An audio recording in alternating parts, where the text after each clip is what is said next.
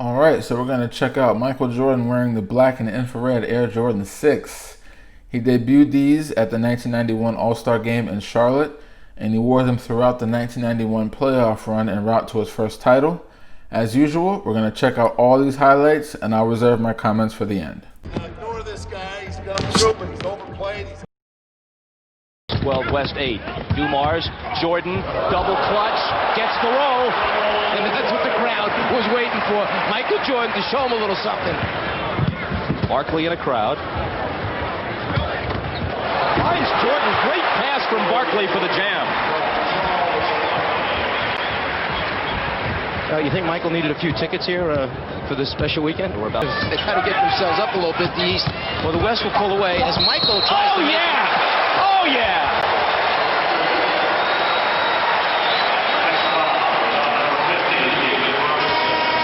It looks so easy with him. No, it doesn't. That was one of your best moves, wasn't it, when you were playing? That does not look easy to any mortal.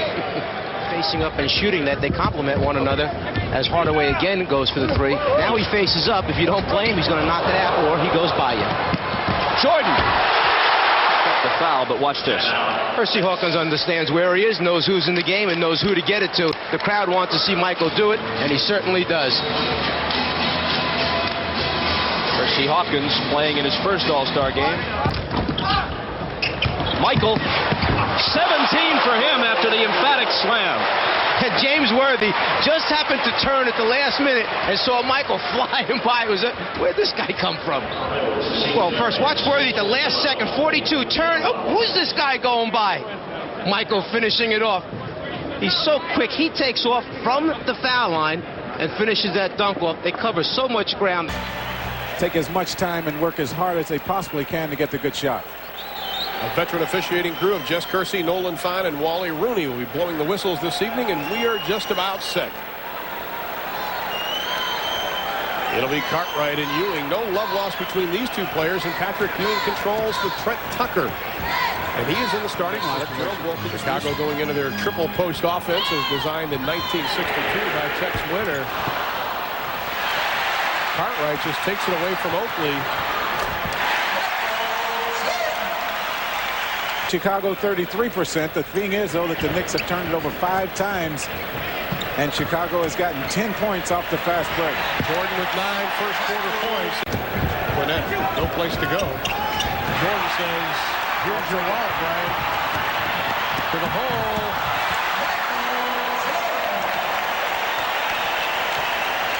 You let Jordan get in the paint, and you're just not going to stop him. I tell you, when I used to play against Dr. J and QB Brown was the coach down. Game number 2 is underway. Bulls coming off the 126-85 clobbering on Thursday. Here is Jordan. Yes. But we'll be ready to switch if Pippen starts hurting Vandeweghe too much. Jordan off the spin to the scoop. A spectacular shot by Michael Jordan.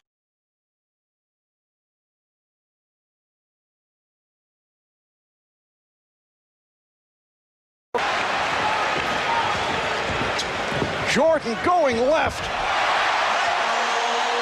And the Bulls take a 42-40 lead.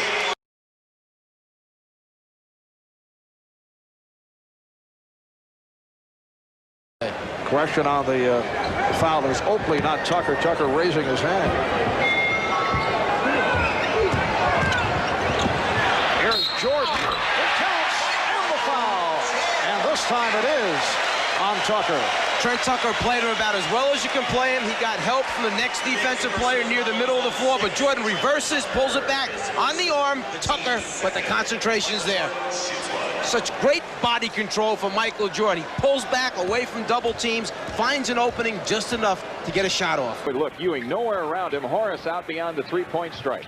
In the right corner, it's Jordan against Vandeweghe. Michael on the move. Reload jumper out front. Good over Wilkins. Michael Jordan with 4. Down the lane. Loose ball to Jordan. The Bulls come out. Michael in a hard push to Pippen for the jam. And the Bulls get a fast break bucket impressively. On the right side, it's Pippen guarded by Vandeweghe. 12 to shoot. Alley-oop to Jordan, and he guides it in off the glass from Scottie Pippen. Michael's got 10. The Bulls within 3 again. 18 left. Now here's Jordan being guarded by Vandeweghe, way out to the left. Michael on the drive, in from the left, off to Horace for the dunk. That's how you play this game. A foul called, and Horace Grant goes to the free throw line. Oakley with the bump underneath. As soon as Cartwright came out to clear that low post area to open up a little room, Madison Square Garden is buzzing. Patrick Ewing tonight has been thoroughly dunked upon by Pippen and Jordan. Both of them right in his face. And Ewing sits it out the rest of the way with 36.3 left in the half. Jordan's free throw is in. Grant, Ewing on him loosely. Now Jordan top of the key against Wilkins. Michael drives it left of the lane. Spins back with a fadeaway jumper. Pow! Michael Jordan has 19. Horace Grant has it out front. Right corner Pippen. He shoots from there. In and out. Rebound Oakley. Jordan steals the ball. Michael Jordan left baseline jumper good. Jordan's got 21. 8 in the third, and the Bulls back to a 4-point lead. Horace guarded loosely by Ewing. Bounce pass into Jordan. Michael low right against Wilkins. 6 to shoot. Jordan turning. Fade away on Wilkins. Got it. Michael Jordan hit the fadeaway jumper. He's got 26. Let's see if the Bulls can extend on the 5-point lead this time. Michael Jordan driving it baseline left in on Wilkins. In. Michael Jordan with 28. Michael Jordan took over the game in New York last Tuesday. That's a steal by Jordan. Won't count. It is a 2-shot foul indicated by Bennett Salvatore. William lost it. Here's Jordan.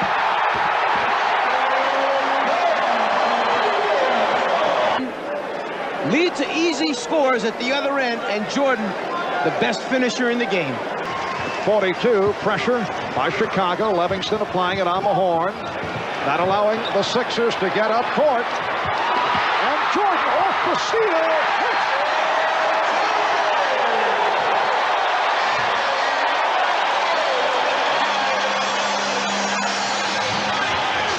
Dealt to Charlotte for Kurt Rambis. Average just under 19 a game for the Hornets. Here's Jordan. We can shut you down whenever we want, and you're not getting back in this game as Michael Jordan continues down to the low post. The Eastern Conference, they are the 9th team in NBA history to win 60 games in a season. Michael Jordan with 25. Chicago native Ricky Green also on this Philadelphia team. Bulls by 2. Jordan blows by Charles Barkley.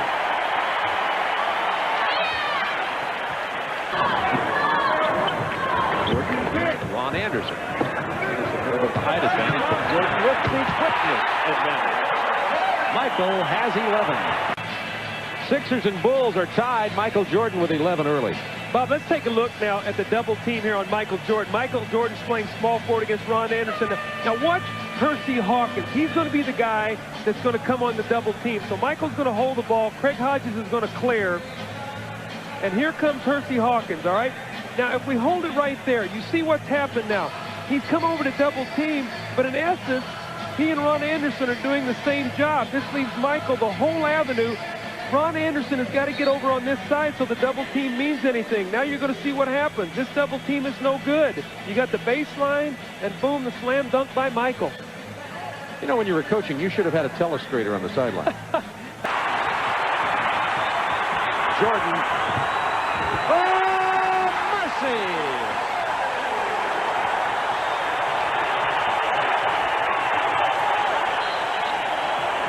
This is Michael Jordan. This is an unbelievable shot.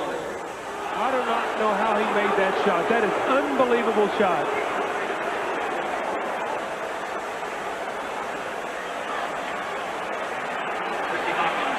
As you watch it, there was a technical call on Michael Jordan. You see the smile and look of disbelief on his face. Michael does not get many technical free throws, so what that does is sending a message to the official.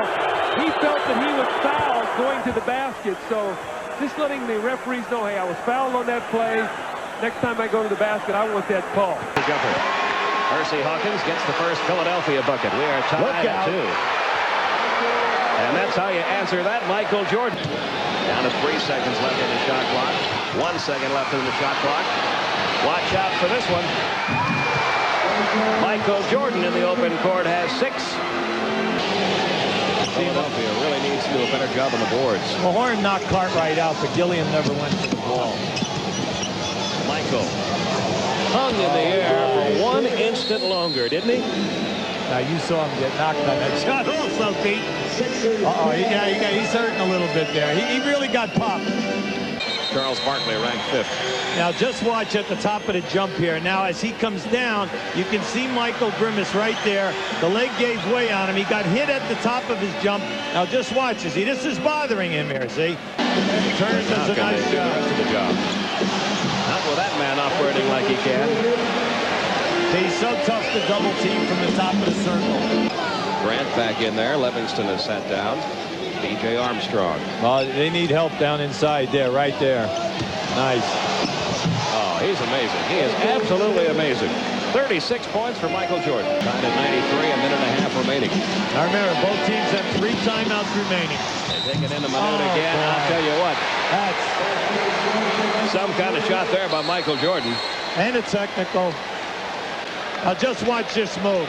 Now here comes Bowl over. Now appreciate this. Look how long he held that ball. Now not only does he get the 2, he gets the foul, baseline drive. And you're going to see Jordan get hit twice on this play. Right? Once he elevates, now watch, he brings it back. He's hit by 2 guys. Now I have no idea why Bowl would attack anybody on that, because, you know, they almost hit him with a hatchet. This is a big call here. It was a 93-93 game when all this happened. We'll see how many points Jordan winds up getting out of it. It's 95-93 now, 96-93. Grant got a piece of it. The Bulls by 13 as we come up on 3 minutes remaining first half. Jordan penetrating. Oh, what a shot. He goes high off glass while twisting his body, and he now has 13. He could have just made that thing in. He made it look difficult.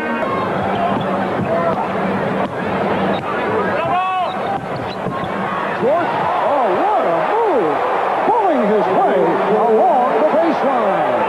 Jordan knew that there was another 6er coming from behind to double team him. He started to pull back. He knew there was somebody coming. Foul takes place right there on the trap, and yet continued to the baseline to finish the dunk. He starts to pull back, but then on his way to the basket, knows he's got a small guard, takes him strong. Here comes Anderson sneaking from behind, but never gets a chance to finish the double team.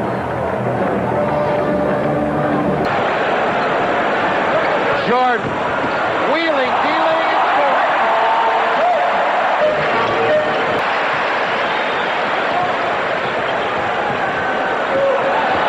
Jordan down the lane, runner is good. Missed it, the rebound, Grant, the lead is for Paxson, the lob.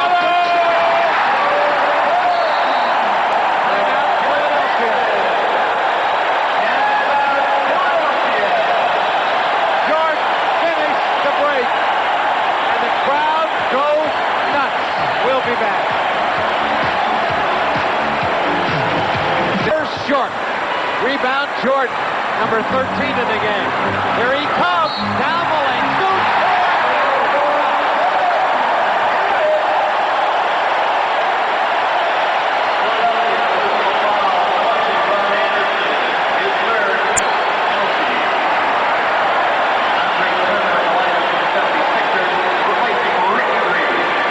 You've seen a lot, Steve. You've seen a lot of guys who played with the doctor. I don't know. You don't want to say anybody's better than, but I'll tell you. Nobody does it better. There ain't anybody that does any better right now than that man right there. There may have been some players that do it as well, and Dr. J being one of them. But certainly, nobody has ever done it better. Jordan to work. He's going. Sixer bench. Michael Jordan basket right here. NBA is fantastic as Michael Jordan drives baseline, tumbles in front of Jimmy Lynam, gets up, heads down to the defensive end. Fire back in to make the Bulls pay the price offensively. Paxson switched off and was able to steal, leading to this.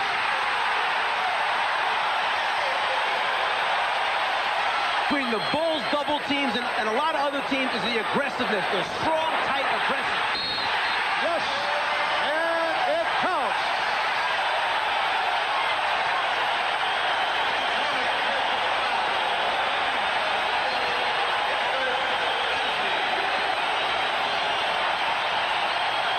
The foul committed by John Sally, and a lot of conversation taking place on the court. This is the most I've ever seen Michael Jordan talk to the opposition during the course of the game. Oh, Thomas had to save it. Another steal by Jordan, putting the move on Dumars.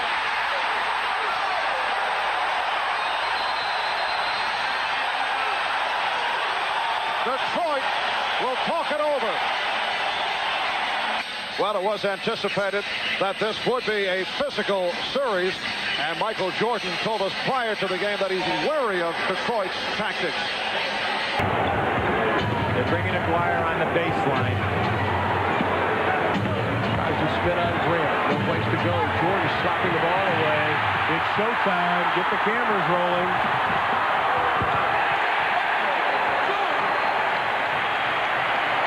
Well, we'd like you to keep an eye on Jordan coming down in here.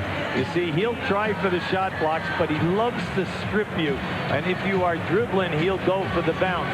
Now, once again, they make the steal, and they convert in the open floor. They remind me a lot of the old Philadelphia 76er teams. Basket dribble penetration, which forces their defense to rotate inside. Oh, what a fake by Jordan through the double pump. The first two games, the Bulls have shot 42 more free throws than the Pistons.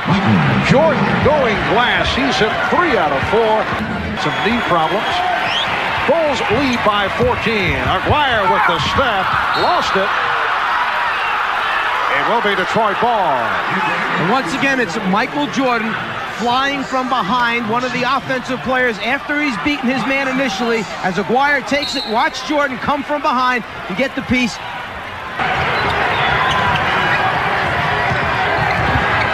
Here is Jordan. Well, Dumars has been forcing him to the jump shot, but now Michael Jordan is hitting. Nice try there, David, one I know that you selected. But it was outstanding myself. And Jordan does it again. He has 25, the Bulls 90, and the Pistons 79. Detroit with 3 and a 20. Pippen lost the dribble. Aguirre for Johnson. Jordan back. Dumars. Jordan stays with him. And Jordan comes up with it. Think about that. 2-on-1 by himself. Michael Jordan with the bad knee gets back there to break it up.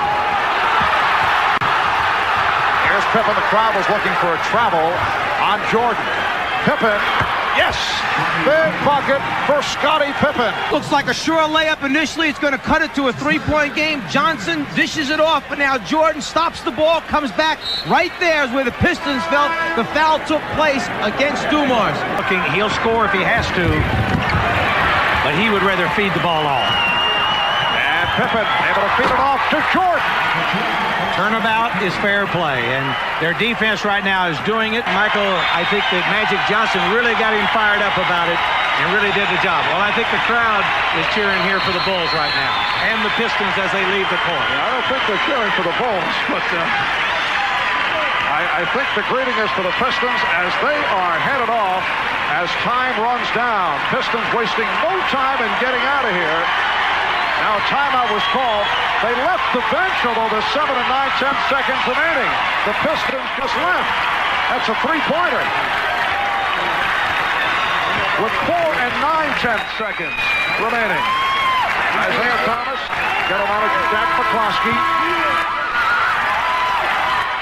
With another emotional hug. That's been the story here in the fourth quarter.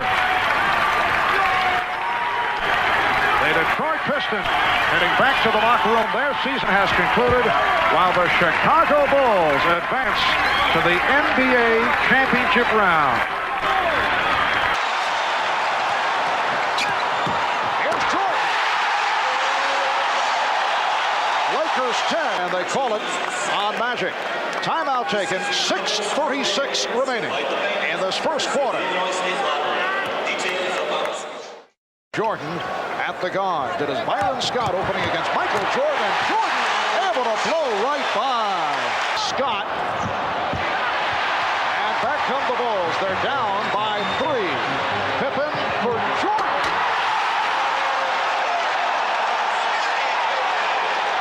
The Laker lead is 1 to the free throw line. The nice thing about this Bulls team is they have a number of people who can lead the break, make the right decision, and then perhaps the best finisher in basketball, Michael Jordan. Forced to miss.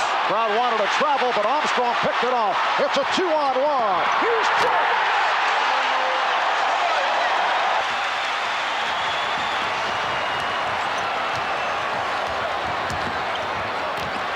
Jordan. Yes. And it counts.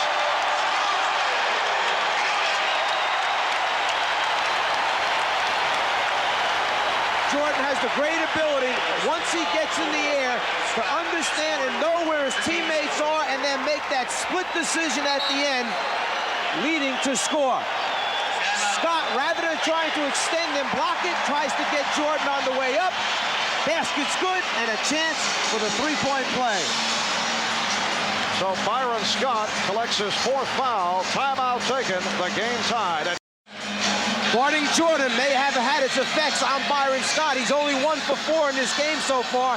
He tries to swipe it before Jordan can get the ball up over his head, knowing that Michael's a little too big and elevates too well. Michael certainly loves it. Pippen had the mismatch. Found Jordan open. Here's Michael. And that is only his 2nd field goal. Bulls 38. Lakers 37. Keep in mind, when he picked up that 2nd foul, they moved him over to the point guard spot. Not as many shot attempts there. Worthy posting. There's Jordan over Scott.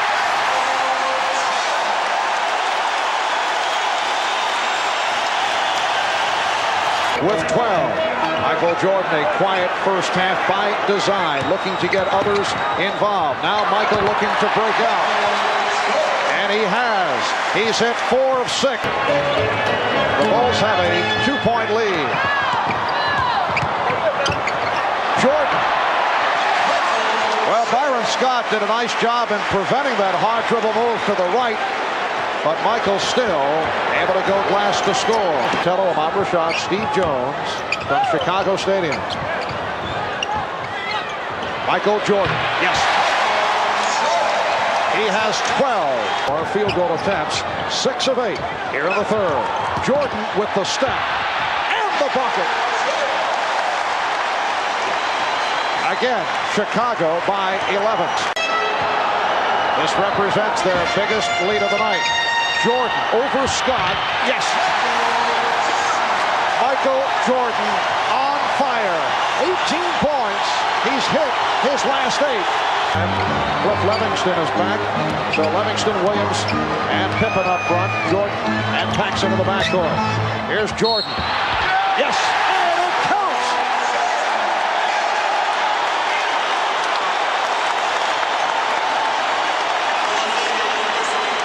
And decides to regroup. When Jordan scored the 46, that was the one loss in the series to the Sixers. Jordan again. He has 24. The Bulls lead 86-71.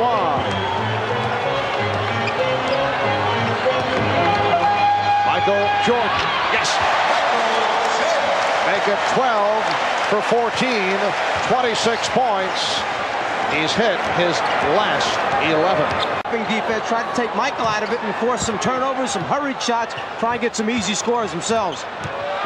And here's Jordan going for 12. He's got it. 12 straight field goals from Michael Jordan.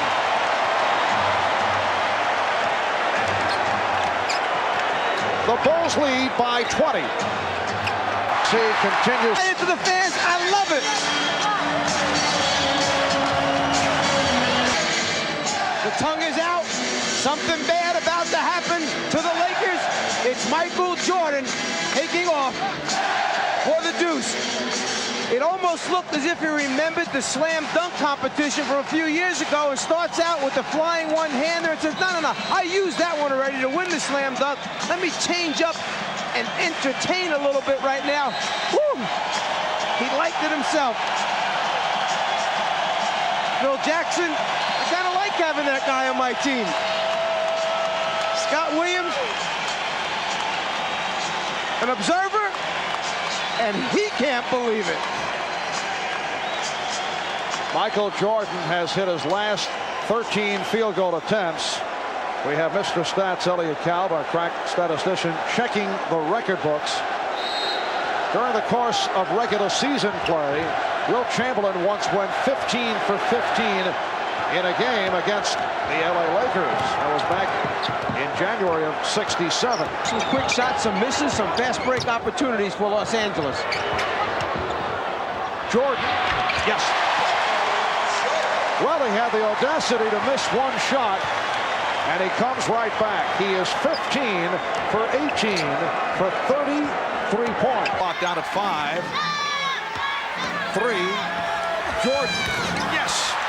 Michael Jordan with a fadeaway. The shot clock was down at 2. The game is tied at 23 on Purdue, who came over to help out. Let's go back a moment ago when Scott was playing Jordan right there, challenges the shot, but the difference in size and the fade, the elevation by Jordan gets the shot off. He rolled down in the post. Keep in mind the Lakers have so many more post-up players than the Bulls do. Are you saying the disparity is understandable? I'm saying that LA is in trouble right now with this guy handling against Michael. And it is a backcourt 10-second violation. Divac handles the ball well, but you do not want Vlade one-on-one with Magic Johnson as he's bouncing the ball. I was trying to get it in a little bit sooner, but you knew he was having big problems when Michael decided to stay with him. Vlade was hoping he would run away and go somewhere else, but he didn't. Pippen knocked it out. What a save by Pippen. Jordan on the rebound. It is to take the ball in the backcourt rather than advance it to half court, feeling they have a better chance of getting it into Jordan's hands there than they would if they tried to take it at the half-court line. And the Bulls do not have any timeouts remaining. Craig Hodges, the three-point specialist, has checked in. Here's Jordan on the pull-up. Yes!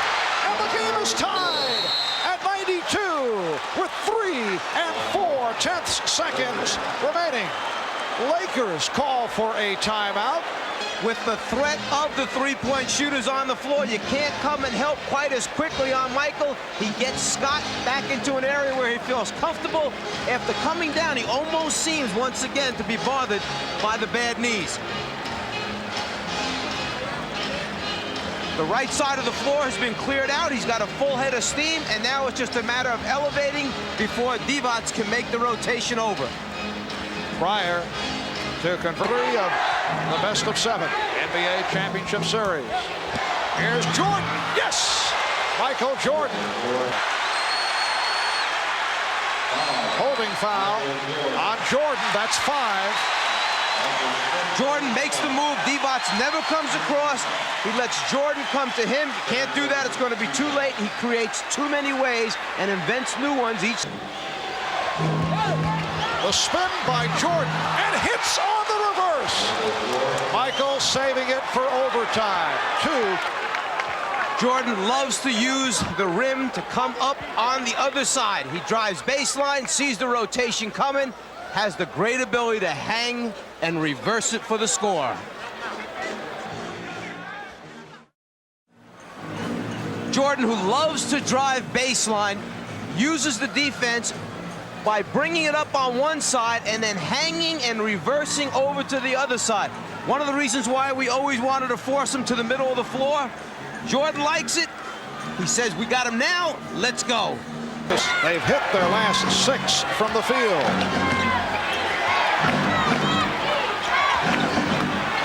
Jordan. Yes, it counts. Baseline, you've got to rotate sooner. Sam Perkins waits. It's too late under the basket with Jordan attacking the way he does.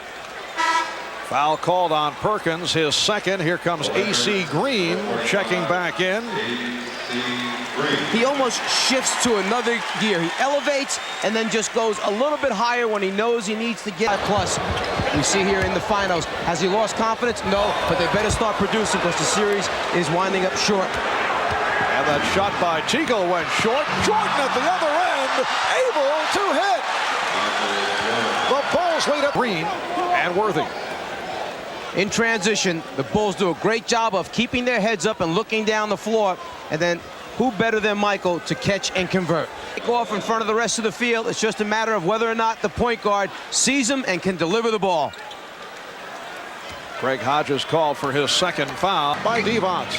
Bulls lead at 39-35. Jordan around Devonts. Tremendous ball movement by Chicago. They really trust each other, believe in each other.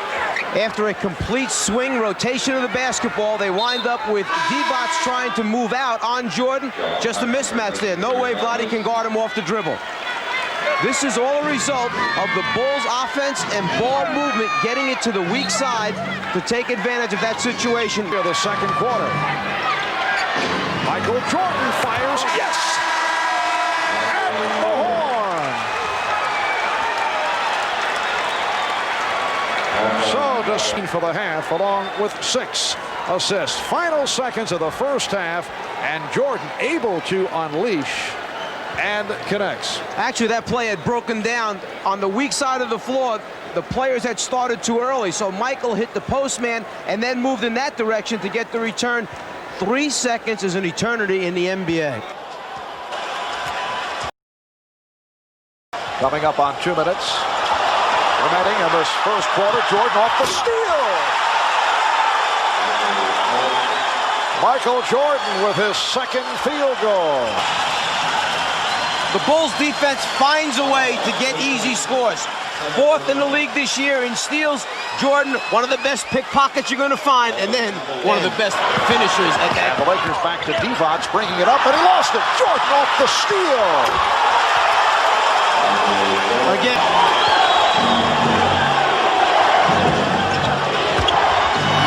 Jordan to the reverse. So Michael able to answer. And Magic looking to push it down court. Here's Green, stripped by Jordan. Pippen with Perkins back.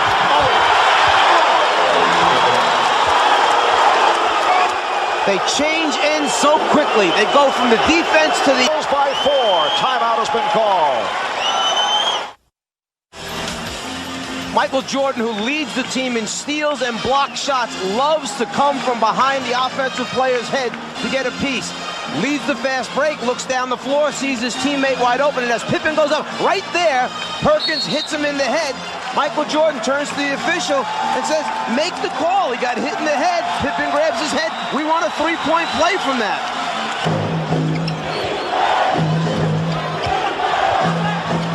Jordan, yes. 18 for Jordan. The Bulls from the field, and the game is tied at 76. And there's that weak side attack as Jordan takes the lob off the back pick play and slams it down. But going back. Pippen played by Green. 20 seconds to go in the quarter. Here's Jordan. Oh, what a move by Michael Jordan. Going to the left hand and able to squeeze. And the Lakers are tied at 80. Scottie Pippen with the lead for Michael Jordan. The Lakers able to come right back. Gorgeous move by Jordan with the left hand. Will be back with 30 points. The Bulls lead by 7. Final seconds. Magic's 3-point attempt blocked. Pippen comes away with it.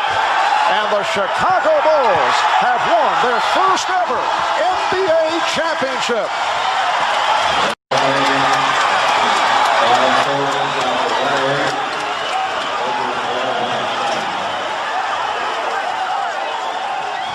I don't have to do this. I'm only doing it because it is who I am. That's how I played the game. That was my mentality. If you don't want to play that way, don't play that way. Break. Because he's using his core to really throw the ball down hard. So I just wanted to take this chance to slow that play down at that angle and let you all appreciate it from that angle. You know, with this play, it's just one of those things that doesn't really get talked about a lot with Michael Jordan. Certainly not these days. Is his touch around the basket. And if you see, like, he drove, got caught in the air, and had to finger roll it from, you know, from farther and at an angle, and still had that touch to kiss it off the glass. And we know Mike has those big mitts. That certainly helped him do that as well. I wanted to talk about this play because same with the last one is, you know, Michael's touch around the basket and his ability to finish. Now this one is not in a layup, it's still a jump shot form, but you see he gets caught in the air, and instead of trying to shoot it straight in, he has the wherewithal to go high off the glass to kind of help guide the ball in. Because people that play, I know those of you that play, you'll know what that feels like if you get caught in the air and you don't really feel like you can aim it straight to the rim, so you'll go off glass. But you see Mike had the touch to be able to go high off the glass, because everyone knows, you know, the more arc the ball has, there's more shallow the angle that it's going to fall to the rim, more chances that it'll actually go to the rim. And once again, it's just one of those things that isn't really talked about much with Mike, was his ability to finish around the basket, whether in a layup or in a jump shot type of form. Now this is just one of my favorite plays, you know, in this entire video, because he really doesn't have any space on that baseline when you watch the play. And I think in the replay you'll see it, he actually dunks it at the back of the rim, so he had no space to really get around the defender. He just barely beat the defender on the baseline and then just out-jumped him. I think it was Hershey Hawkins. Yeah, he just beats him on the baseline and then just out-jumps him at the very end and beats him and gets to the back of the rim and is able to finish. And you can see he was feeling it. He enjoyed that one as well, and as much as I'm sure we all did as well. Now, I wanted to talk about this just because, you know, the media has created this narrative that the Michael Jordan fadeaway was a post-retirement type of thing, when that's just completely false. It's just false. Now, sure, after retirement, he relied on the jump shot more. He relied on the turnaround fadeaway more than he did before the first retirement. But I mean, you can go back. There's times where he was, first year in the league, 2-3 years in the league, where he's shooting that same turnaround jumper. You know, obviously it wasn't as refined, it wasn't patented yet, but it was there. You know, and this is just an example of that. The thing I want to talk about with this play, obviously, you know, it's a great defensive play where it's, 2-on-1, he gets a stop. But I want to talk about, I'm thinking in my mind, like, wow, he's coming off of, losing to Detroit 3 straight years. And now, finally, they're on the brink of finally eliminating them and beating them. So, Michael, the type of competitive, person that he is, especially with basketball. So he's getting back on the play, and he's just in that mindset of giving that extra effort, 110% of what he has to try to beat the Pistons. And it really, showed through in this play, where he got back and just followed the ball. As they made passes, he just kept following and played it all the way through and ended up getting the stop. Johnson dishes it off, but now Jordan stops the ball, comes back right there where the Pistons felt the foul took place. Now this isn't a play, obviously, but you can't talk about anything from this series, or that this series is evolving, and not speak on this. And it's really unfortunate. Well, maybe unfortunate is not the right word, but like Isaiah, he's still trying to recover from this, And for those of you who really know the game and understand the history of the game, it's not a far-fetched statement to say that Isaiah Thomas, for players 6 feet and under, he's the greatest player in the history of the league, 6 feet and under. I don't think that's really a far-fetched statement. But at this point, or at this time, he's really underrated. A lot of times when we speak about the great players in the history of the league, Isaiah Thomas is underrated. He's not mentioned as much as he should be. If he's the greatest player at that size, basically the greatest little man to ever play in the game, ever play in the league. And this has a lot to do with it. This has a lot to do with it, man. And it didn't help that it was, the entire Bad Boys thing either. That didn't help. But this right here, the way it ended, after all the, physical play, after all those, grueling series, not just with the Bulls, but, with the Pistons and the Lakers and the Sixers and, all throughout the league. And to go out like this, and you can see when he's walking past, he knows deep down. He knew deep down that this isn't something he really should be doing. Cause you see how he ducks his head down. He's ducking his head down. He's not walking off strong because he knows it's not the strong move. So he naturally put his head down in a submissive body language. And it's a shame that after all the grueling series, and everything with Isaiah, that at the end of it, he basically just slinked off like a bitch. There's no other way to put it. It's unfortunate, and he's still up to this very day trying to recover from this.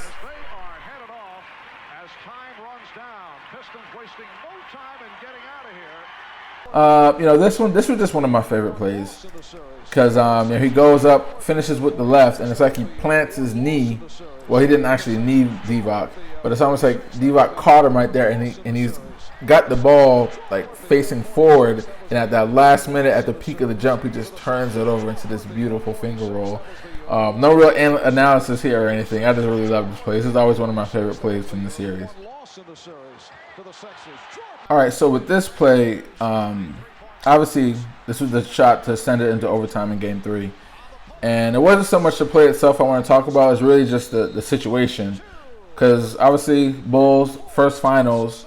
And remember, Mike missed a shot at the end of Game 1 that could have, I think it would have given them the lead. And so now here he is again, Game 3, same situation or similar situation, down 2 to try to tie the game. And if you watch the entire Game 3, this is probably the toughest win. This was the Bulls' toughest win in the series was Game 3 because they were behind for a lot of the game. And really the bench mob and what's his name? Cliff Livingston, like they're the ones that they led a charge to get back into the game. So this was their toughest win, and it comes down to this, the play earlier where Scotty fouls out. So Mike's got to come down and try to get this win back because they had to win one in LA after losing one in Chicago, and obviously the best one to get would be the first one. And you can make the argument that winning this game won the series because the rest of the series was, pretty straightforward. Not much resistance from the Lakers. So it was really the situation here that I want to talk about because that's when it ramps up the pressure. And it was a great shot because he had to go over and finish over Vlade. You see, he kind of elevated, and Vlade was there, and he kind of just flicked his wrist and kind of flicked it right over him, and then it kind of just went in off the back of the rim. Obviously, I want to talk about this one. This is one of the best dunks in the series, and the thing that stands out with this dunk is, after he jumps, he makes contact with Sam Perkins, and then it's like he keeps going higher, makes that contact and just keeps flying. And then you see he comes down gimpy on the toe that he injured at the end of Game 3. This was early in the game, so that toe was still gimpy. I think this was he had already changed his shoe because obviously we know he started the game with that cut toe where he cut the toe out in the 6 to try to take pressure off of the jammed toe. But then he didn't have enough support, so he went back to a whole shoe. But yeah, I was really just appreciating that he jumps, takes the contact, even though it's a little bump, but it seems like he just goes a little higher afterwards. His second. Here comes AC Green checking back in. He almost shifts to another gear. He elevates and then just goes a little bit higher. This is easily one of my all-time favorite Jordan dunks. Just period. Breakaway dunk, poster dunk, whatever. I think part of it was, the situation, finals, going to, on the way to the first title. And when you look at the replay and you see when Mike, I think, part of it also was the tiptoe. You have to tiptoe to not step out. And then you see when it's like he's charging up towards the basket because he's like running full speed.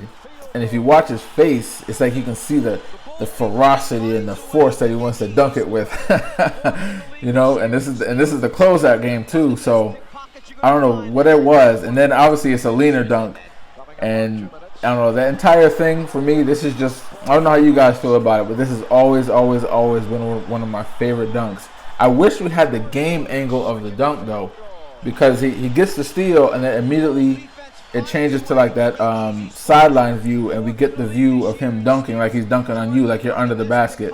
I wish we had the game angle view. I'm sure the NBA has it somewhere, because that camera that was filming from the game angle didn't just stop filming. But we've never seen it, at least I haven't seen it from the actual game angle. That's the angle I would love to be able to see this dunk. Then you can really appreciate where he took off from. All right, but anyway, that's going to be it for this one. If you made it this far through the video, thank you for watching. Go ahead and hit that thumbs up if you liked the video. Subscribe if you haven't already. More videos coming. Thanks for watching. Peace. I don't have to do this. I'm only doing it because it is who I am. That's how I played the game. That was my mentality. If you don't want to play that way, don't play that way. Break.